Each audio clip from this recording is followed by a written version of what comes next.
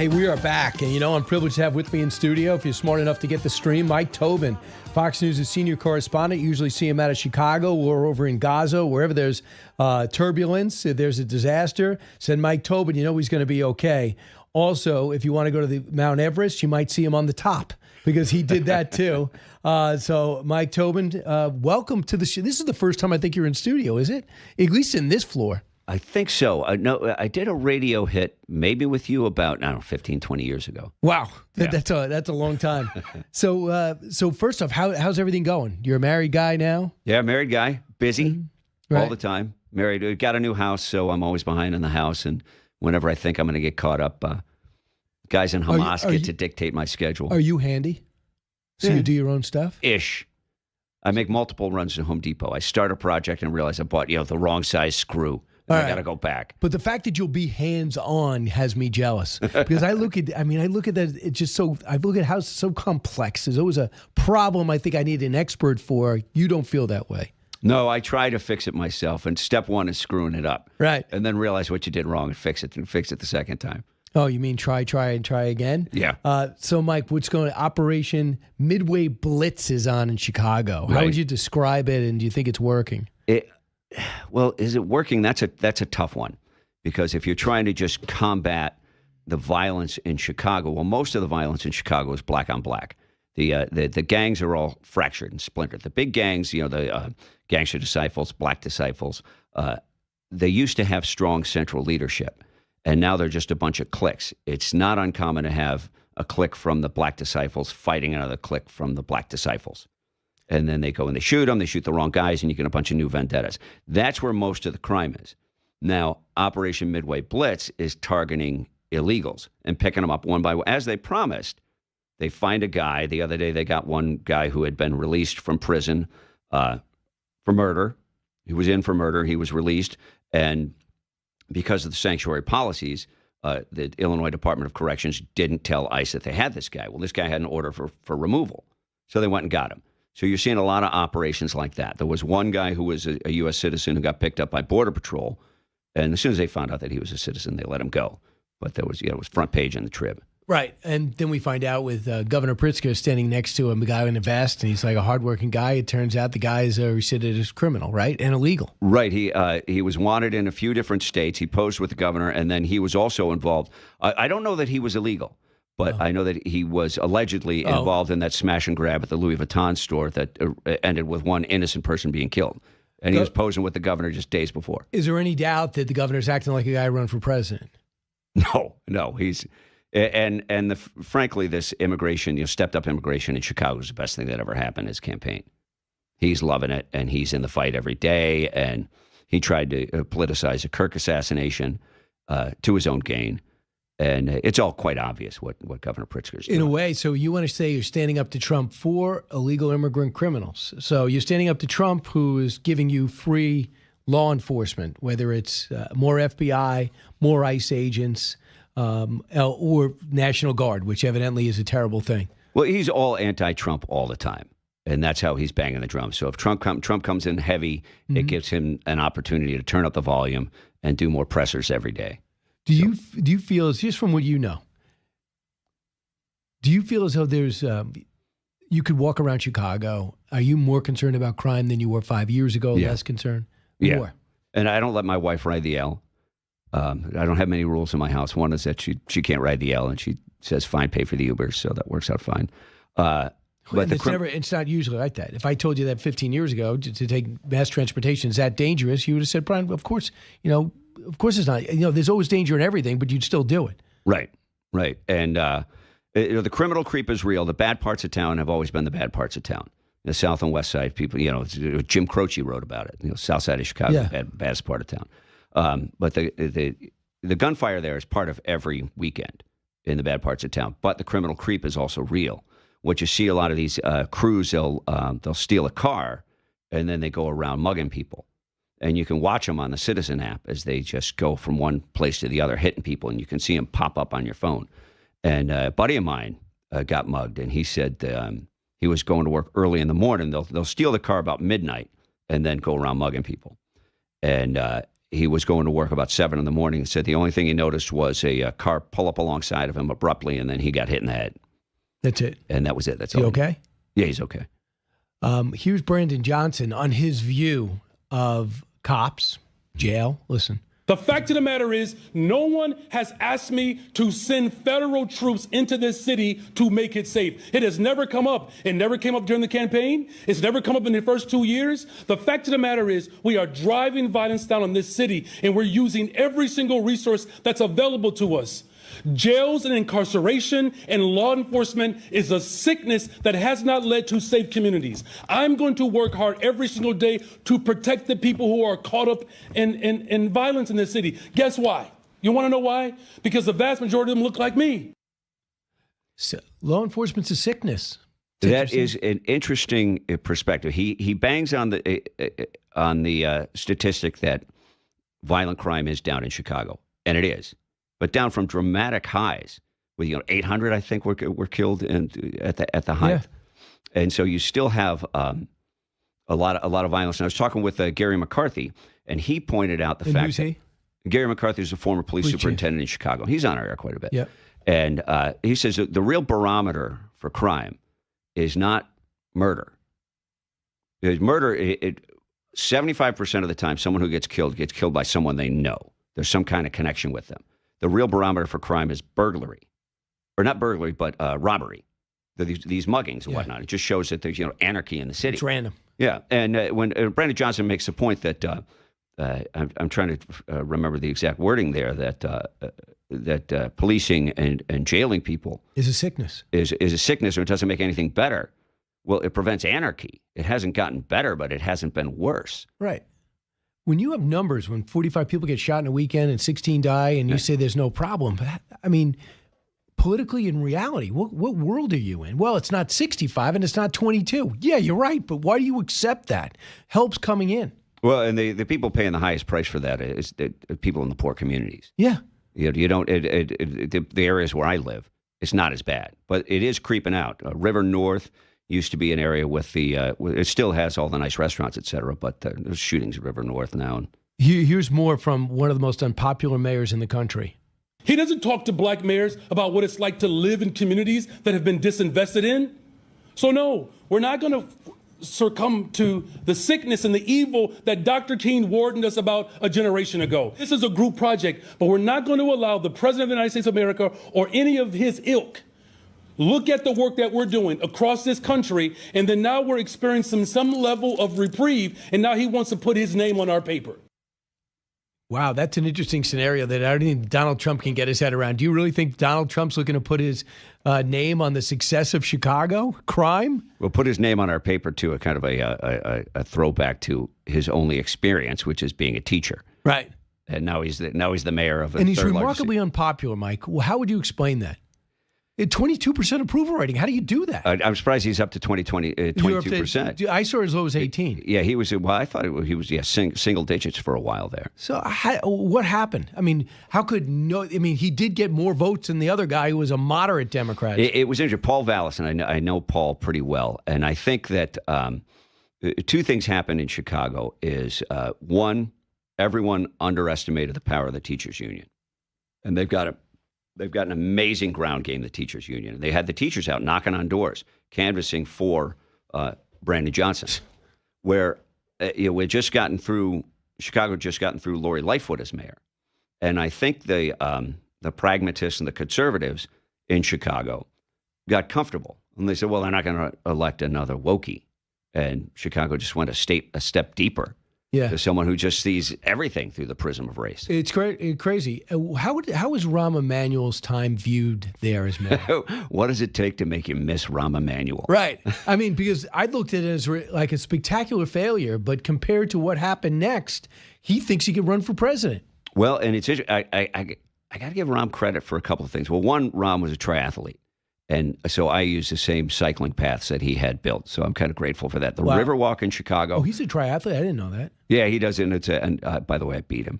You did? You do triathlons too? I don't really train for him. I just kind of rock up to triathlons every now and then. Wow. And it was a thing to beat Rahm. Not that it's important, but I beat him. Yeah. And it sounds like it's important. Yeah. But yeah, he did a great job with that. The Riverwalk, he did a great job. But Laquan McDonald, he can't escape that. The city paid $5 million to the family of Chicago. Laquan McDonald was killed by a Chicago police officer. It was brutal when you look at the videotape, and we didn't get the tape for a while. Yeah, and Rahm Emanuel paid $5 million to the family. Well, Rahm Emanuel didn't. The city of Chicago paid $5 million to the family, and that's when Rahm Emanuel fired Gary McCarthy, who was police superintendent. Which Gary McCarthy's fingerprints just weren't on that. And it was political. So, but we'll see. Rahm was a strong man, and the city of Chicago has always had, the Daleys, strong mayors. Yeah. And now we've got Brandon Johnson, who just he's racing everything. He seems that he's in over his head. I think. I don't offer my opinion much, but there. So tell me, how did you end up on Mount Everest? Tell me about that challenge. Well, it's kind of a long story. I've been climbing for a long time, just keeping myself busy. And when I was in the Middle East, I used to zip over to the Alps to get away from the Middle East and climb the Eiger and the Matterhorn, a bunch of the mountains out there. And I just kept going. And when I got back to the States, I started going down to South America and knocking off the big peaks. And then I climbed the 6th highest mountain in the world, Cho-Oyu is what it is. And it went well. And everybody on the team turned around and climbed Everest. You're not climbing by yourself? It's always with a team? Yeah, always with a team. Yeah. It would be so lonely to be up there with that. There's a month on the mountain. Really? You'd go crazy. And the team from Cho-Oyu turned around and knocked out Everest. And I had to get back to work. And then I was intending to come back the next year and climb Everest. But then COVID happened. China got shut down. And so it was a long time. Last October, the guys at Alpenglow is the company. By the way, they just put out a video. I haven't seen it yet of our Everest climb. Oh, really? Yeah. So we don't know how to get it for people? Yeah, listening? If you look at the Alpenglow website or Alpenglow social media, they'll have links. Okay. And you can look at it. And then in October, a guy named Griffin Mims called me and said, we got a spot on the team. And it was great. And I climbed with the same Sherpa I climbed Cho-Oyu with. And so he and I have been in the death zone right. together twice. How much, what does it take to climb that? I mean, it's not just time. And you need to be an athlete. You're pulling your body weight up through cliffs, right? I mean, it's preparation and stubbornness. When you a lot of prep. I went out to the, of course, in Chicago, we don't have any mountains. I got a place in Utah, so I went back and forth there to train a lot. But in Chicago, I would drive out to the Indiana sand dunes on the shores of Lake Michigan. Mm-hmm. And I take the same sandbags that the cameramen use and put them in a backpack and run up and down the dunes for 6 hours. What is wrong with you? I mean, were you an athlete in high school? Yeah, I was College? a gymnast. Oh, really? Well, gymnastics and wrestling, and I boxed too. So all the short guy sports. For some reason, I gravitated to sports in which a short guy could excel. You must be loving Real American Wrestling on Fox Nation. Did you see the first episode? No. Freestyle wrestling. Really? Yeah, we are carrying it. We are the official carrier of Fox Nation. It was supposed to be Hulk Hogan's freestyle wrestling, but sadly he passed away. But his whole group is doing it. So is it real wrestling? It's wrestling, freestyle wrestling, collegiate wrestling, USA wrestling. Wow. It's real. And are the wrestlers getting paid? Yeah. And they have one-on-one and champions instead of teams. So Okay. I'm surprised you haven't seen this. You will love the next event's coming up at Penn State. Okay. They'll sell the place out. And the wrestlers, you could be a 35-year-old U.S. Olympic champ against a 22-year-old NCAA champ. Is it collegiate wrestling? Is it Greco? Is Pro. it what? Pro. It is freestyle. That means you're on your feet the whole time. So how do you win? Points. Points? Okay. Points and pins. What, can you pin a guy? Oh, yeah. Points and pins. And you get additional points for throws, and they're trying to make it a little bit more dynamic. Okay. So they're adding some incentives there. Very successful. I love wrestlers are the hardest workers. They get no fame except for a handful. So this is their moment. There's a bunch of people who want to give them that moment. That's and outstanding. Mike Tobin, you have to watch. I'll do it for all right. the short guys out there with big necks. Real quick, where do you think Gaza's going? It's a quagmire, I think. I think this is going to I'm not very optimistic. I think that the Israeli forces are going to get in there. I think that the Palestinians are going to take pot shots at the guys. I think you're going to lose some soldiers, and then they're going to have to respond to the violence there, and that's when you get into the quagmire. My hope is they kill enough of them to get those hostages out because they seem to be in those tunnels. Yeah, they're spread out around Gaza. At least that's the latest threat from Hamas, is that they're spread out. And unfortunately, the hostage will always be vulnerable until you get them out. Mike Tobin, doing a fantastic job. Thank you, buddy. All right, and the fitness stuff is just beyond explanation. I cannot wrap my head around it. It is incredible. Back in a moment, that was Mike Tobin. The point being is that we as entrepreneurs, everyone in this room, I think it's one of the things that makes this country so exceptional and important. I agree. Because it creates new wealth. It's new risk in the marketplace. And it delivers for the consumer and the customer and the citizen new ideas, better products, and it's that constant competition is always refining us towards a better version of success. So that is, of course, Charlie Kirk, but he's speaking to Andrew K. Smith, restaurateur, co-founder, and managing director of the Savory Fund, and the last person to interview Charlie Kirk, a man he got introduced to because he knows Charlie Kirk's cousin. And Charlie Kirk was coming into town. He says, "Why don't you do an interview with me first?" He does it at the entrepreneurial conference that Charlie Kirk is really an entrepreneur too, as he grew up Turning Point. And Andrew, you had no idea that day would be Charlie's last interview. What's it like hearing that just now?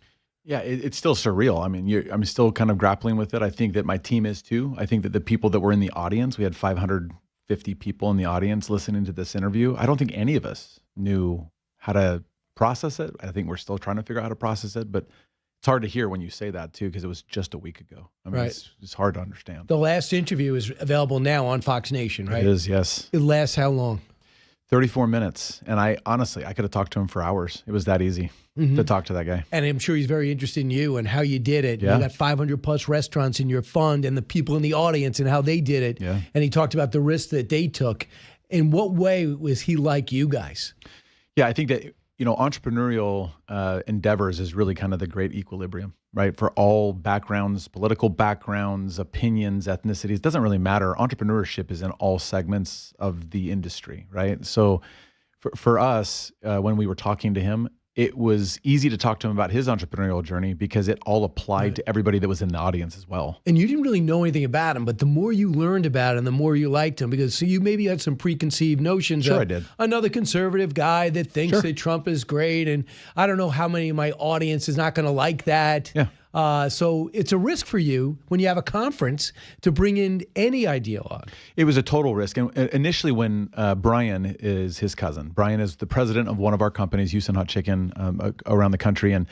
And he said, "Hey, listen, why don't you talk to Charlie?" And I'm like, "Isn't he kind of divisive? Isn't it?" It's like, well, maybe, but you should talk to him because he's really built a great business. I had a Zoom call with him. We talked for 45 minutes. And at the end of it, I said, "Man, I'm really impressed with your entrepreneurial mind. Your business mind is fascinating to me. And what you've built too, you have 1,000 employees. That's a good sized business in America, right? And 100+ million in revenue and all the different things he's doing." He wasn't doing just TP USA, Turning Point USA. He was doing so many other things, and I didn't know that. Either did I. What was he doing? He was doing real estate. He was making investments into crypto and crypto companies. He's made investments into funds. He was telling me he was investing into a bunch of different things. And then he had a couple new projects he was going to be launching later this year that were new business initiatives too that I will let his team talk about. But at the end of the day, I'm like, boy, your mind is like any other entrepreneur. And that is, you're gritty, you're passionate, you're excited.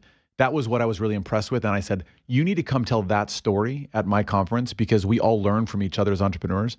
And he said, I would love to. And when people heard him, at the end of it, they're like, I had no idea. And that's why with Fox Nation having it right now, you can see the real Charlie Kirk like I did, and everyone should watch it. Yeah, here's another clip. Let's try Eric, cut 8. The more I spend in the economy, both as an analyst and actually as a participant, the more I realize that so much of this is psychological, that if people believe things will be better, they will be better. You guys are the top, like the biggest one-to-one correlation of that statement that I could imagine. I agree with that. Either people eat out because they think things are good or they do not think things are good, right? And so I would say that the more that we can cheerlead the economy, the better. And the more that we can say that it's good, the more that it will be good. I would much rather be the United States than continental Europe right now. I would much rather be the United States than a lot of these other countries. So that's true, right? It's incredible, right? It's a mindset. It's a mindset. And I think that it's all about optimism, though, right? I mean, if we can be optimistic and we can push that off into others that are in the economy will start turning around because people will feel like, things are actually not too bad here. it's a mindset. And he's way beyond his years to even say that, because it's true. It's a momentum thing right now. If you think it's bad, it's going to be bad. Back to real life. His team had to go. And they go out the back door and they're gone. How did you get word that he's been shot? How did you find out that he died? Yeah, he and I took a picture in the back, and he said, it was a lot of fun.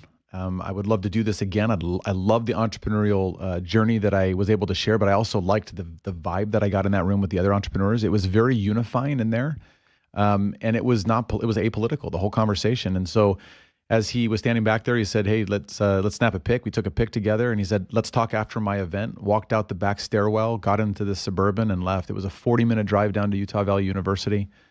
I know that he was shot at 12:23, I think is what it was. He left me at 11:21 a.m. So it was under an hour. And did you have to tell your audience? We did. We walked out and we actually announced it, just because we knew that people would find out the wrong way. And so we announced it, and it was a deafening silence and some gasps. And I think everybody was just like, he was just here on our stage, laughing and having fun and sharing wisdom that he had.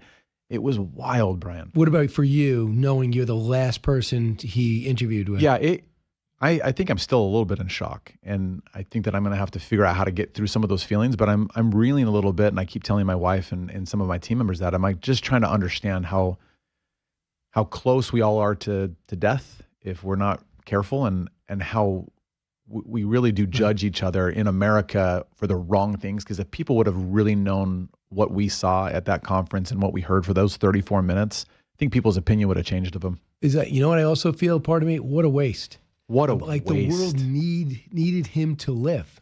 Yeah, we need people like him across the board, people that are going to be bullish like him and optimistic, and he was all that. I mean, the whole time we talk, and you'll see it in the interview that Fox is releasing, he is so optimistic and forward-thinking, and I don't think that he really wanted to just make everyone feel the optimism he had, and he did. Right. And by talking to people, it just removes a lot of the obstacles where people just say, I don't want to talk to him. He's a Republican. I don't want to talk to him. He's a Democrat.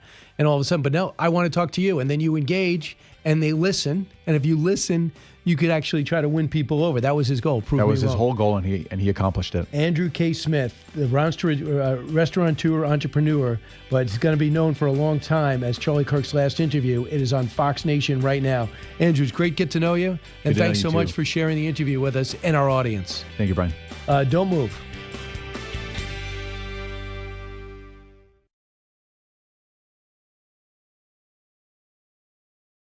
I think what put me over the top was this discussion about Donald Trump inserting himself into our local election. That's probably what made me even more committed to know that I could work with an individual who will stand up to Donald Trump, shoulder to shoulder with me.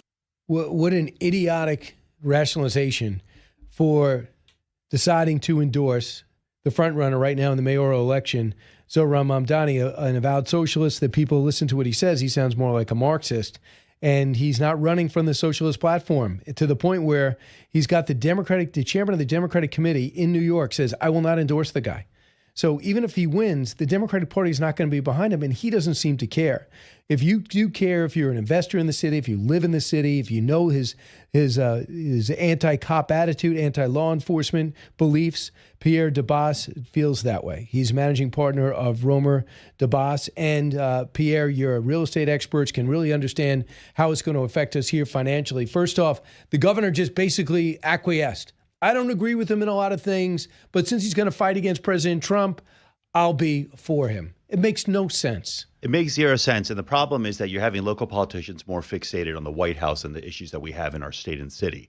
So for Hochul to have that as such a factor in backing him, and the irony is, Brian, that he didn't reciprocate and back her for re-election. You realize he did not endorse her? Hysterical, right? I mean, karma, and it's well deserved. But the mere fact that that's the impetus for why you're backing him, you should be backing the mayor because you believe they're going to be great for the greatest city on the planet. That's why you should be backing the mayor, because you believe in them. That we're riddled with issues in this city. For that to be the predominant reason you're backing him is absolutely ridiculous. All right, here's Mamdani when asked about endorsing Hochul. Are you supporting Hochul for re-election? And if so, are you worried that her supporting you is actually going to hurt her among swing voters next year? You know, I tease you about being an immigrant father. about asking me about the thing beyond the thing. My focus is on November, and I'm excited to have the governor's support in that fight for November as we make it clear that we can put the days of City Hall and Albany being at war in the past. Right. What the hell did that mean? I'm an immigrant father. I look forward to November. I am not endorsing Governor Hochul. Why? Because the person primarying her is to the left, the lieutenant governor.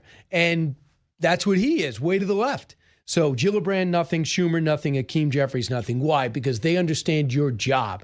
Your jobs are going to be affected. Have they already been affected with people projecting what it's going to be like with him as mayor? You know, I wouldn't say they've been affected just yet, but everybody, the level of anxiety is an all-time high. And you're seeing this because right now, you know, unfortunately, the radical left has gone from socialism to communism. This guy's a communist. You know, like, let's just put it out there. He's a flat-out communist. He doesn't like capitalism. He doesn't like capitalism, doesn't like the police. I don't know how he thinks he's going to work with the billionaires, which he claims. He doesn't believe billionaires should exist, but I'm going to work with the billionaires to help improve the city. It's completely illogical and belligerent. Now, the problem is socialism is a seventh grade experiment, right? In seventh grade class, we take social studies and we talk about socialism. You don't apply socialism to the most important city in the world. You just don't do that. This city is based on the hardest working people. It's based on capitalism. It's based on fruits of your labor. You come here, every immigrant came to New York City in the 70s and 80s. They worked their butts off. I'm a prime example of that. My parents were immigrants that came here in the 70s. They worked tremendously hard and gave me a phenomenal opportunity. And that's the American dream. And that's the beauty of New York City. This place is a melting pot. It's not a place for having a socialist regime. And I joke and I call it democratic communism, right? He's a democratic communist. So I just think that this is, I am befuddled how New Yorkers could actually be supporting this. And I'm praying that people go out there and vote in November and the younger generation doesn't dominate the election and get this guy in power. So if someone says, by the way, can you tell the audience where you made your name in real estate? Like what do you buy? Where have you found your success? So I co-founded a law firm in 2011 when I was about 30 years old, a real estate law firm. I'm a real estate attorney. I've been doing this for 20 years. I partnered up with my dear friend, Michael Romer, and we started a business as two attorneys, two kids that, you know, were dumb enough not to know what we didn't know. And we worked tremendously hard. We worked tirelessly for the last 14 years and built one of the largest real estate practices in America. Today, we're sitting about 28 attorneys, close to 50 people total. We're annually ranked in the top 5 in New York City based on volume of real estate transactions handled in the city. And our practice expanded nationally. And it's a great story to the testament of hard work and the fruits and benefits of capitalism. Commercial or residential? Both. And what do you think, for example, how's the market right now? The president knows and everyone acknowledges, Republicans and Democrats, that it seems like the housing market's frozen. We watched the chairman of the Fed come out and say, we don't have enough houses. So what do you think?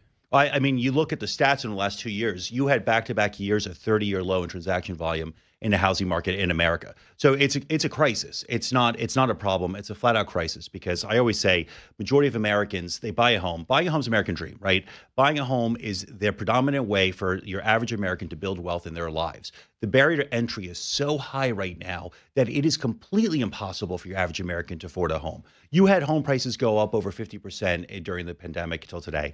You've had now mortgage rates triple. Low rates fueled a lot of the appreciation of the housing market and a lot of the demand. Now these rates, it's who's transacting? The affluent, right? So if you really care about income inequality and the divide in society, why don't you help bring down rates to help the affordability issue, to help your average American build some wealth?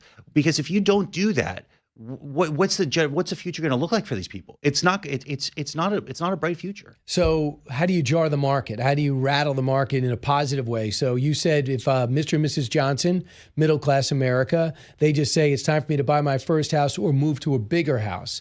They walked into the bank right now and they have a great credit rating. What kind of interest rate could they expect to pay? I mean, right now the 30-year fix was in the low 6s yesterday, which is again a 3-year low, and that's a testament to rates coming down. You know, the Fed funds rate doesn't directly impact mortgage rates. It's more tied to the 10-year Treasury, but it does have an indirect, correlation between the two.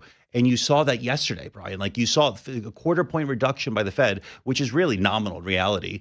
That brought down mortgage rates to a 3-year low. We need to get those rates down. Like if they're in the 6% range, it's not enough. Like you need 100 basis point reduction to improve affordability. And they said there'll be another one in December and then another one maybe earlier in the year. Would that be the type of schedule that you entrepreneurs, you real estate people will be liking? Yeah, I mean, look, I would have liked to seen 50 basis points yesterday. I wasn't holding my breath because, inflation's not where they want it to be. And quite frankly, they're worried about the labor market. They're worried about the labor market, which is not good, right?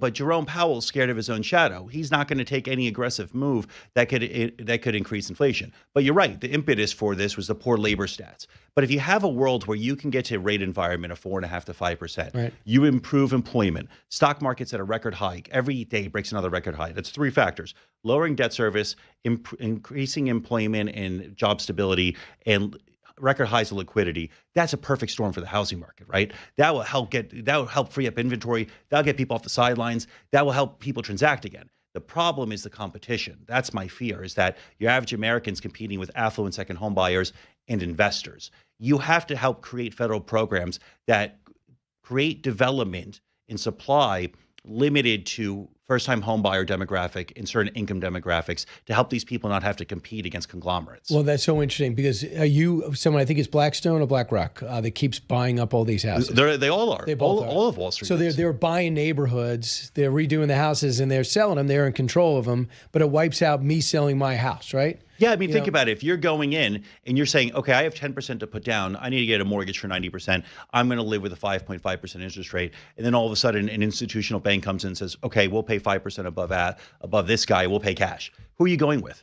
They've acquired millions of homes. I mean, I do you think there should be some type of federal law against that? I think that they should be forced to sell all the homes that they bought within the next 2 years. Do you think it's unethical? Yes, absolutely. I don't think housing should be considered. You wouldn't a do commodity. that. No, and you could. Absolutely. I do not think housing, especially for your average American, if they're buying homes, $300,000-$400,000, and you're only letting me lease them. So if I go to a Blackstone or BlackRock home and I go in there and I like to buy, they go, no, we're not looking for you to buy. You can rent. We want to get an ROI on you every single day, and we're going to have our price homes appreciate on an annual basis. I said, do you want to live in a world in 10 years from now when everybody's renting a home from Goldman Sachs? That's not the society we want to create. So I definitely do think, I mean, look, I'm all for capitalism. Within reason, right? I do think that you have an existential crisis when it comes to housing if this is not addressed now. It needs to be addressed today. If you have reasonable regulation that limits Wall Street's ability to acquire single-family homes, and you free up and you allow the American people to have the ability to enter the market, I think that's phenomenal for society and something that's beyond reasonable. So, okay, you're in New York City where the real estate's the most expensive in the country, perhaps, per capita, but there's people listening to us right now around the country who want maybe want a house worth maybe $300,000 or $500,000 home, but they don't exist. Would you be for any, Kamala Harris talked about this, we're for building 200,000 homes with this type of government. Should the government play a role in any way, whether it's tax breaks or actual investment in some building of homes to give people an opportunity to get that house? Yeah, absolutely. So I wrote a great op-ed on this. Basically, it's talking about government programs to incentivize developers to develop housing for the medium income level in their What kind of incentivize developers? Tax breaks. Tax breaks. That's it. Waive half of capital gains for that demographic, and then have deed restrictions. So my theory was that if you incentivize developers saying, okay, instead of selling to an institution, instead of building, say the average median price of a home in that neighborhood, take any neighborhood, is $450,000. Don't go build $1 million home. Go build $450,000 homes, and we'll cut half your gains tax bill if you do that. And in conjunction, put a deed restriction that whoever buys this home has to be a primary occupant for the next 20 years. So that way, you can't have somebody going in there and flipping these properties and taking advantage of these programs. So you solidify the stability that this house can only be owned by a primary occupant for 2 decades. You provide a developer with a significant tax break to incentivize them to do this. And furthermore, I think that Freddie Mac and Fannie Mae should be offering preferential programs in loan products to borrowers below certain income levels. Right. I thought that is their mandate. They do an incredible job of supporting affordable housing. Their initiative of affordable housing is great. It could be better.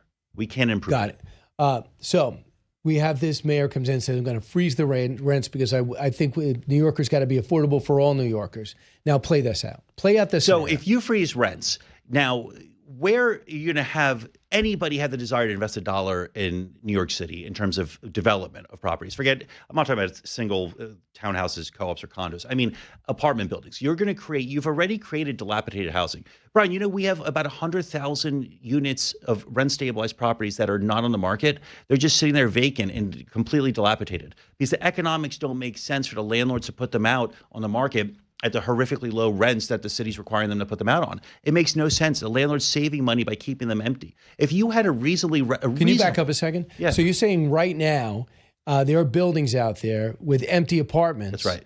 Why would you keep that? Why is it better for them financially to keep those apartments empty? Because it could be a rent of like $600. Okay. And $600 a month does not cover the cost of, or the landlord of operating that apartment. You have to improve it, right? You have to improve the property. That's $20,000, $30,000, $40,000, $50,000, right? You have to pay electric on it. You have to pay utilities. I mean, it just insurance. It doesn't make sense and financially. we're already dealing with this now. Before he gets in, there's these rent freezes. Well, this is a ripple effect of, like I always say, we've already had a socialist mayor in New York City. Let's make no joke about it. Bill de Blasio was a raging socialist, and we had 8 years of this, and I'm still baffled today how he got elected twice. He created this mess by changing the rent regulations in 2019. It was the most sweeping change in rent regs we've had in New York City history. And what it did is that it completely disincentivized landlords to improve properties because they could never get an ROI on the improvement given how the city changed the amortization of the rent increases in conjunction with improvement. Now, this guy comes in and freezes rents, right? The problem is it's going to take whatever issue you have today and compound it by 10. So think about it this way, right? I always say to create 100,000 affordable housing units, how long will that take? That'll take a long time. How many buildings do you have to build to get 100,000 units? You can free it up in a year or 2 years if you change this regulatory environment to something that actually makes sense. But if you have this communist coming in and he comes in and he compounds the problem by saying, you know what, this isn't enough. I'm going to freeze rents, right? Which is really all false nonsense to go garner votes with all of the free stuff he's promising people that has no reality of actually happening. I'm going to go freeze rents. Then, okay, fine. Number one, you just took the value of these buildings from already declined by 50%. You've completely started the valuation of them. Completely started the valuation. You've disincentivized every developer and investor of properties in America for wanting to put $1 in New York City. And then what happens? Actually, I was in one of your Fox News articles talking about how this is actually intentional. It's destruction by design.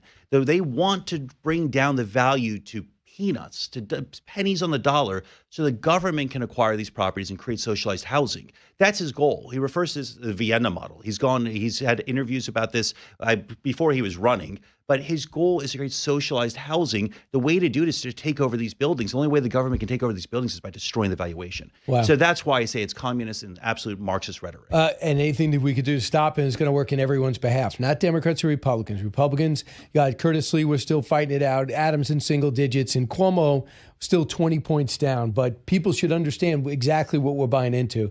Pierre, Debbas, thanks so much for your expertise. We'll look forward to talking to you along the way. Thanks, Brian. Thanks for having me. It's going to be a long sprint to November.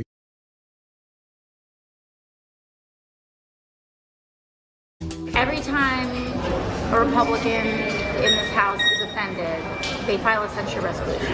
And we're here as grown adults, here to legislate for the material needs. I'm not here to be fighting over whatever people's schoolyard thing is for the day.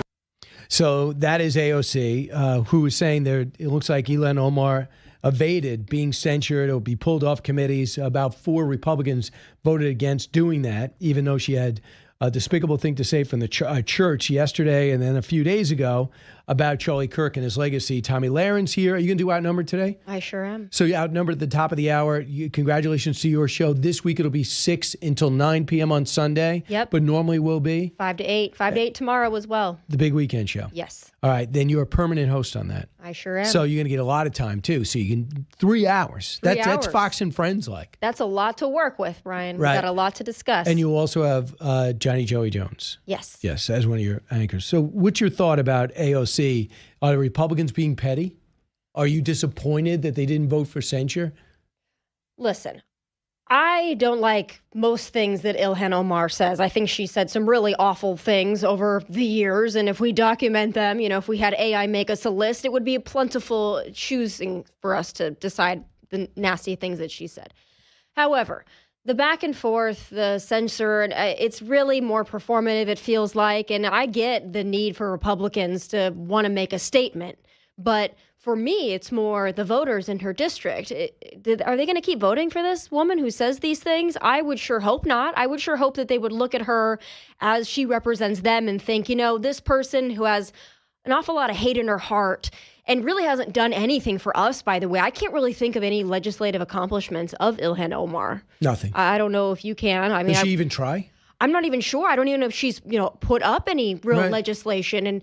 And the same could be said with a lot of the squad members. They're really performative. So I would hope that the voters would understand that she's not doing much for them. I understand the message that they want to send, but at the end of the day, I wish Congress would just maybe get something done. I know. And, they voted today to pass a continuing resolution in the House. Now it goes to the Senate, where I think we're going to look at a non-starter, because it looks like Chuck Schumer wants basically the undoing of the big, beautiful bill, which is not going to happen, in order to sign on to a CR that gets us to November, where if Senate did their job, all the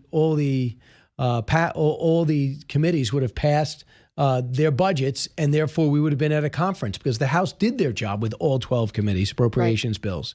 But I want to talk about AOC for a second. Axios has a story today where she's absolutely putting together a team to run for president.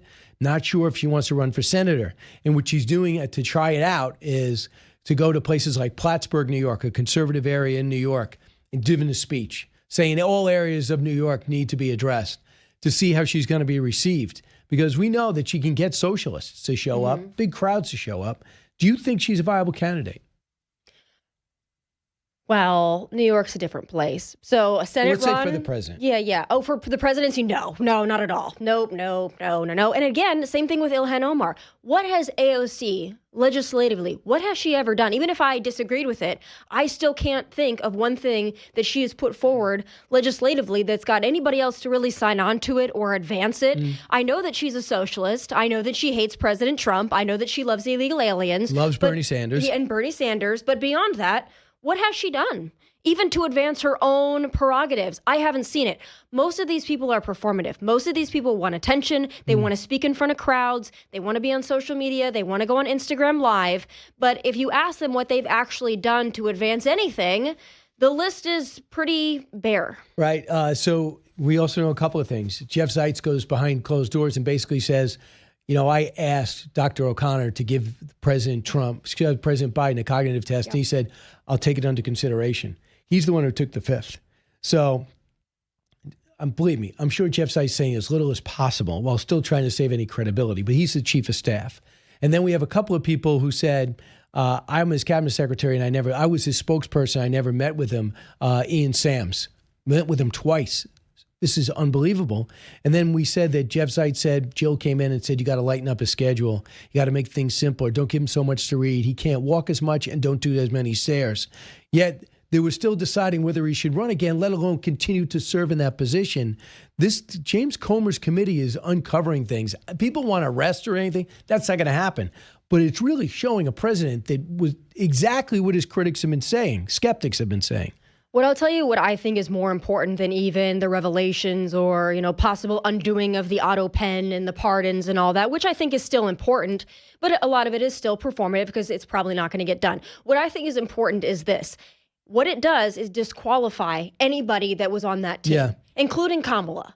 Anybody else that served on that team, that was around that team in that administration, that watched this go down and didn't blow the whistle, they should all be done in politics because they lied to the American people. They put our national security at risk. So to me, what's more important, it will actually be a result from all of this, is disqualifying people that should no longer be voices in politics. So in Kamala Harris's book, an excerpt shows that when asked about Governor Shapiro, when she put in the book about Governor Shapiro, why he wasn't the running mate, he said, well, he seemed overly ambitious. So I guess he had a big, the word was he had a big demand of things he wanted to do if they were to win and he was to serve.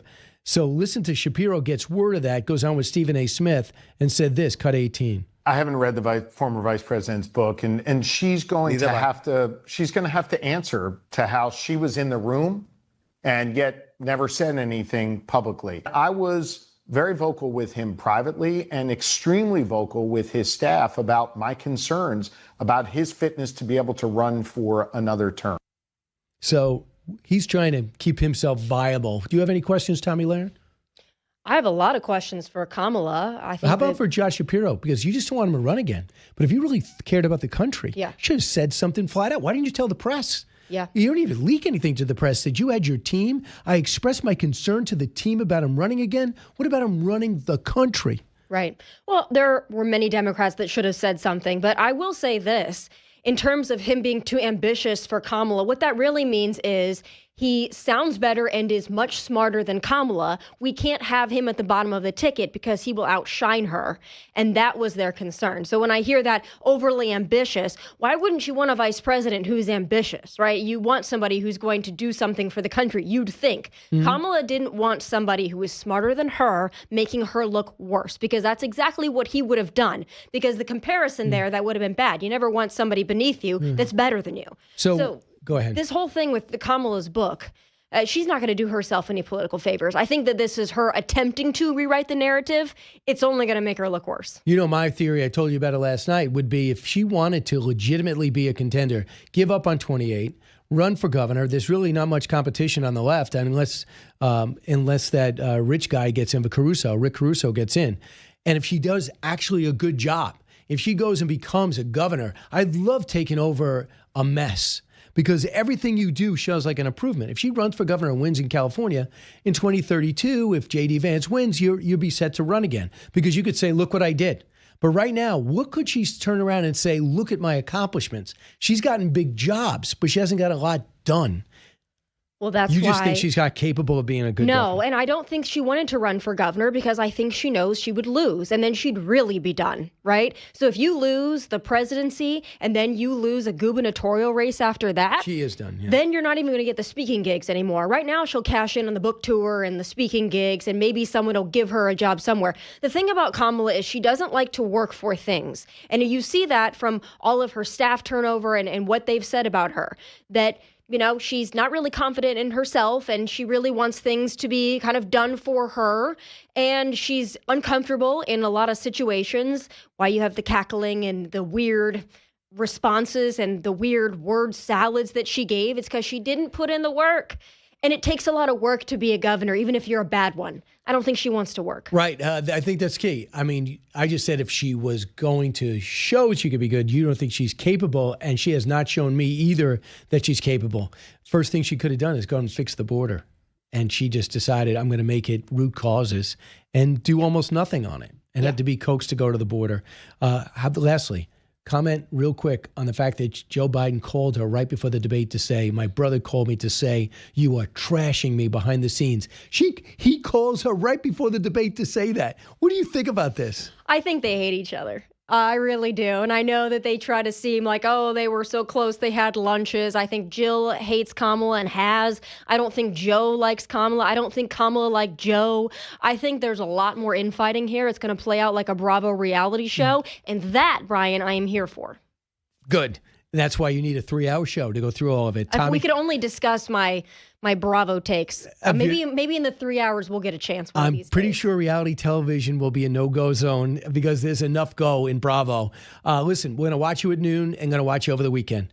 And I'll see you with Jimmy Fallon on Saturday night. Yes, we'll see you Saturday night too. And don't forget Sunday at 10, One Nation. Don't go anywhere.